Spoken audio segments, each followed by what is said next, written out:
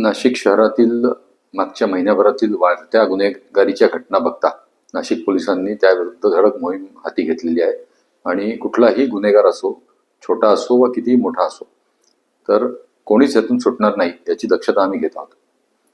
आम्ही वेगवेगळ्या प्रकारच्या मोहीम हातात घेतलेल्या आहेत. म्हणजे ते टवाळखोर मोहीम असेल किंवा ज्या ठिकाणी अवैध मद्य विक्री होते ती टपऱ्या पाडणं असेल किंवा प्रिव्हेंटिव्ह ॲक्शन्स घेणं, जे रेकॉर्डवरचे गुन्हेगार असतील, गँगस्टर्स असतील किंवा जे मोठे काही गुन्हेगार आहेत की ज्यांनी मागच्या काही फायरिंगच्या इन्सिडेंट्समध्ये त्यांची नावं निष्पन्न झालेली आहेत, तर त्या सगळ्यांच्या मागे आम्ही लागलेलो आहे.